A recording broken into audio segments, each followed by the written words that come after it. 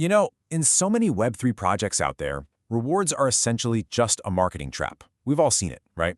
They're these flashy, temporary tools used to lure users in before the well inevitably runs dry. But the cross-ecosystem is attempting something fundamentally different. They are restructuring those rewards so they actually serve as the functional economic engine of their network. Welcome to this explainer. Today we're going to take a really close look at the mechanics of cross-tokenomics. We'll unpack how their rewards pools and staking models are explicitly designed to rewire Web3 GameFi for true sustainability.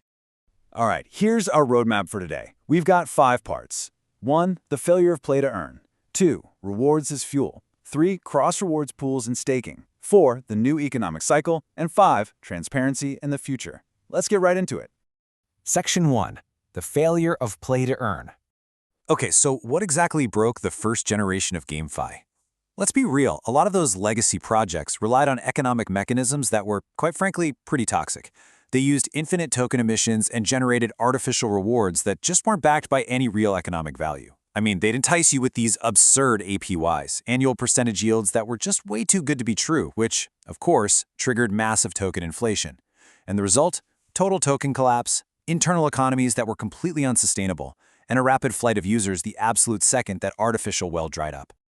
The contrast between these two eras is literally night and day. In that dead-end first-generation model, users basically only entered to speculate and dump tokens.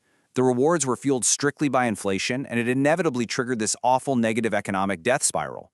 But in the cross-alternative, rewards are strictly tied to actual network use. Staking acts as a built-in stabilizer for the whole system, and the entire focus shifts toward generating real, verifiable economic growth. Moving on to Section 2. Rewards as fuel. So, in the cross model, rewards function as a growth engine. The pools aren't just magically filled out of nowhere. They're actually fed by a mix of scheduled emissions, real ecosystem fees, ongoing network activities, and internal incentive mechanisms. The logic here is super straightforward. As real economic activity increases on the network, more value circulates, and then that value feeds right back into the system to create sustainable growth. It's like a self-feeding loop. But honestly, beyond the math, what's really fascinating here is how this model attempts to shift user behavior. When rewards are structured like this and tied directly to the health of the network, it completely changes the participant's mindset. It fosters a genuine sense of belonging, which drives much higher user retention. It encourages continuous participation rather than just rapid extraction, ultimately cultivating an organic community that actually grows together. The goal here is literally to transform short-term speculators into long-term network participants. All right, Section 3, cross-rewards pools and staking. Let's lay down the foundation right here. The cross-rewards pools are the core reserves for incentive distribution.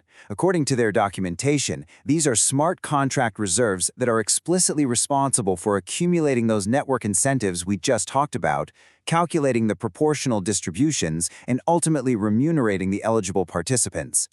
Giving this foundational concept the gravity it needs is absolutely crucial before we look at the exact math behind the payouts. Now, for the distribution, it follows a pretty straightforward proportional model. Actually, the formula is really simple. Your specific user reward equals your stake divided by the total stake in the pool, multiplied by the total rewards being distributed. This concise little mathematical formula ensures that distribution is inherently proportional, it's fair, and it's based entirely on your level of commitment to the ecosystem. Simply put, the larger your active participation, the larger your share. So you might be wondering why staking? Why is it so important? Well, because it acts as the structural base of this entire model. Without it, the system just completely falls apart. Staking provides the pools with necessary stability, it fosters user commitment, it vastly reduces the speculative circulation of tokens out there on the open market, and it directly increases economic security. In the cross-ecosystem, a staker is not just some yield farmer jumping from pool to pool. They are an active economic participant and an essential provider of network stability. Which brings us to Section 4. The new economic cycle. Let's walk through this 5-step loop to see how it operates in practice. Step 1, users actively participate. They play games, they stake, they transact. Step 2, that participation generates real economic activity, meaning fees and network growth. Step 3, a portion of that tangible value flows right back into the rewards pools. Step 4, eligible participants receive their proportional rewards. And finally, Step 5, that cycle of rewarding encourages even more staking, which strengthens the overall network. This cycle perfectly reconnects rewards to actual real-world value generation.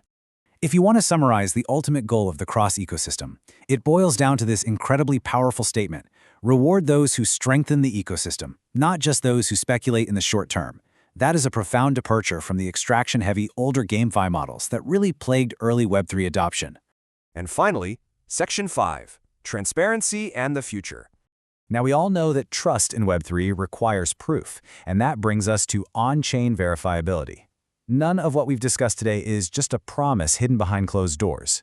You can independently track distribution, monitor pool movements in real time, verify the exact staking rules, and audit the entire reward history directly. Everything is traceable on-chain and fully outlined over at docs.crosstoken.io. You don't have to just trust the developers. You can literally verify the math yourself. Which leaves us with this final, really vital question. Can this model sustain a healthy gaming economy long-term? Cross has clearly put the work in to fundamentally re-engineer tokenomics, attempting to ensure that the growth of the ecosystem and the rewards of the participants actually walk hand in hand.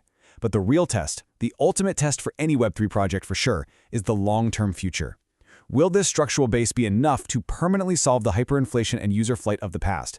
It's a genuinely fascinating economic experiment, and one we will undoubtedly be watching very closely.